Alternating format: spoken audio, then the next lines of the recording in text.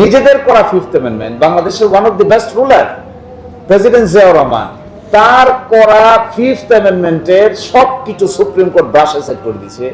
আর আপনারা আবার এই বিপ্লবের পরে কতগুলো আদেশকে নিয়ে আবার কোর্টে আসেন, এ কি কারবার? এটা কি সেন্সের অভাব নাকি? ফলে আমার কাছে মনে হয় যে একদিক থেকে মেজরিটি আছে, এই জন্য হয়তো ঘাড়ে জোর বেশি, কিন্তু মাথায় খুব জোর আসে বলে আমার কাছে মনে হয় না।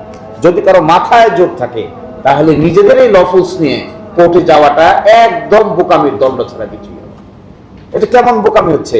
আচ্ছা বলেন, এখানে বলা আছে আইনে এই আদেশ জারির অব্যবহিত পর অনুষ্ঠিতব্য জাতীয় সংসদ নির্বাচনের দিন এই আদেশ অনুসারে গণভোট অনুষ্ঠান করা হবে।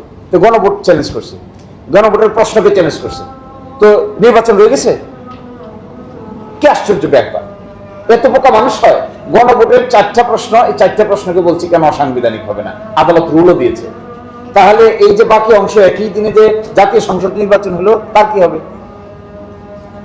মাথায় একদম না। এবং গত পরশুদিন না গতকালকে দেখেন না, একটা পত্রিকা লিখেছে ইউনূস সরকারকে অবৈধ সরকার, এবং আমি শিওর আগামী 1-2 মাসের ভিতরে বর্তমান সরকারকে অবৈধ সরকার লেখার লোকও রেডি হয়ে বসে আছে।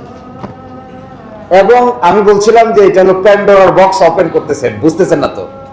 তো কেউ বলে যে কেমন করে প্যান্ডোরার বক্স? যে এমন এক প্যান্ডোরার বক্স ওপেন করতেছেন যা ঘুরে ফিরে নিজের দিকে আসবে, এবং এমন ভাবে নিজের দিকে আসবে যেটা আপনারা টেকেল দিতে পারবেন না। তাহলে আপনি শুরু আটকাচ্ছেন না কেন? এটা তো ওই যে আমাদের এলাকায় সুনামগঞ্জ, এখানে বর্ষার সময় জ্যৈষ্ঠ মাসে পানি আসে, প্রথম একটা সামান্য ফাটা হয়, এই ফাটা দিয়ে সামান্য একটু পানি ঢুকে 1 ঘন্টার ভিতরে এমন পানির স্রোত বাড়ে, আর বাদ টাদ দিয়ে কোনো কিছু আটকানো যায় না। তো এখন যা করতেছি বিএনপি, সে মনে করতেছে আমি খুব খুশি। কেন খুশি? আমি তো একটা রুল পেয়েছি।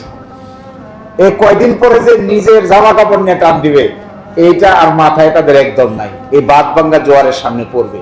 ফলে এগুলো থেকে মুক্তির জন্য আমার কাছে একটা মাত্র কথা আছে, রাজনৈতিক কথা, তো রাজনীতিবিদরা আছে বলবেন, একটা পার্লামেন্টের করা উচিত সংবিধান সংস্কার পরিষদের সভা আহ্বান করে। Let it be call for. পার্লামেন্টের মেম্বার আছেন, পার্লামেন্টে আরেকটা রুমে আপনারা আহ্বান করে বসেন, আলোচনা শুরু করেন। ওনারা সংসদ চালান, আপনারা সকালবেলা সংসদ করেন, বিকালবেলা সংবিধান সংস্কার সভা করেন। এরপরে অগ্রসর হোক। আর প্রেসিডেন্টের ভাষণের সময় থাকার দরকার নাই, প্রেসিডেন্টের ভাষণ শেষ হয়ে যাওয়ার পরে আবার গিয়ে ঘুরে এই প্রতিবাদটা জানান দরকার বলে আমার কাছে মনে হয়। আর এই সমস্যাটার সমাধান যদি বের করতে পারে সংবিধান সংস্কার সভা বসে, তাহলে আমার ধারণা একটা নতুন ডাইমেনশন হইতে পারে ইন পলিটিক্স। আর থার্ড হলো, আমি মনে করি একই সাথে কনস্ট্রাকটিভ ভূমিকা পালন করার জন্য এনসিপি সহ সকলেরই এই শ্যাডো মিনিস্ট্রির কনসেপ্টে গিয়ে সরকারের উপর একটা প্রচন্ড ওয়াচডগ ক্রিয়েট করা দরকার, যেন তারা চাইলেই ডাইনিভাবে যেতে না পারে। আসসালামু আলাইকুম। করে তারা সংবিধান সংস্কার পরিষদের মিটিং ডাকবে, এটিকে 2 ভাগে ভাগ করবে, একটা সংবিধান সংক্রান্ত, আর একটা হলো সংবিধানের ছাড়া অন্যান্য স্বাভাবিক যে সংস্কারগুলো আছে। 84-র ভিতরে 47টা ছিল সংবিধান সংক্রান্ত, বাকিগুলো তো সংবিধান সংক্রান্ত না। সুতরাং এগুলো করতে কোনো আইনগত বাধা নাই। সেকেন্ড প্রশ্ন হলো, আমার ধারণা রাষ্ট্রপতির ভাষণ শোনা উচিত না আক্তারদের। রাষ্ট্রপতি যখন ভাষণ দিবেন তখন চলে আসা উচিত সংসদ থেকে, আবার যখন তিনি চলে যাবেন তখন আবার সংসদে যাওয়া উচিত।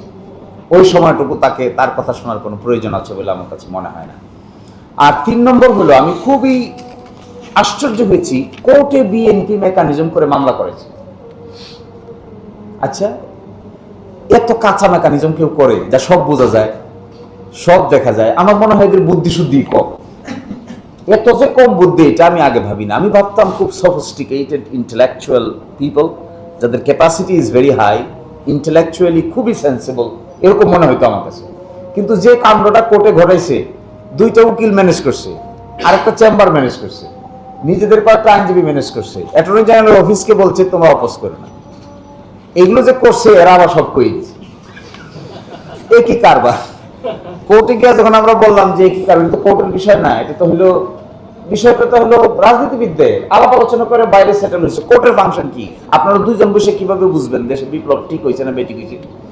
আপনারা 2 জন বিচারক, তার মধ্যে একজন হলো আবার এই সরকারের আমলে অ্যাপয়েন্টেড বিচারক।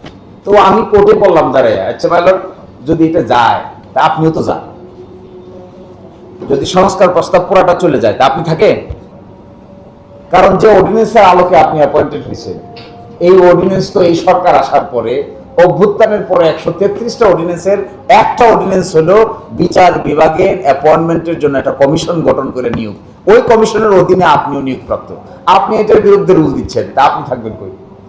একটা রক্তের উপর দাঁড়াইয়া এই কথা, এই কাজ করা যায়? আশ্চর্য ব্যাপার। আমার তো ধারণা এই প্রতিটা চেয়ারের পিছনে ছোপ ছোপ রক্ত আছে, যে চেয়ারগুলোতে পরবর্তীতে সংস্কারের পরে যারা বসছে, 5ই আগস্টের পরে যারা এই চেয়ারগুলোতে বসছে, তাদের নিচে তো আমার ধারণা রক্তের ছাপ লেগে আছে চেয়ারের পরতে পরতে। এই কথা বলা যায়? বলে টেবিলের সঙ্গে প্রেসিডেন্ট আদেশ দিতে পারে না। তো কোর্টকে আমি সেদিনই বলেছিলাম, আমাদের কথা শোনার কথা না, কিন্তু তারপর এক্সট্রা অর্ডিনারি শুনেছে, সিনিয়র অ্যাডভোকেট অ্যাভয়েড করতে পারে না। বললাম যে ঠিক আছে, সব বাদ, বাদে যদি দিতে হয় সব বাদ, চলেন আমরা 4 অগাস্টে যাই, let us go back to 4th August. তাহলে কি আপনি থাকেন? বলছে না, আমি থাকি না। তাহলে ওই দিন বসে আদেশ দেন, একটা টাইম মেশিন আবিষ্কার করে আমরা 4th অগাস্টে যাই, আর এর মাঝখানে যা হয়েছে সব একেবারে রিসেট। তখন আর কথাবার্তার, অর্থাৎ আমার ধারণা একটা রাজনৈতিক সংকটকে কোর্টের বারান্দার ভিতরে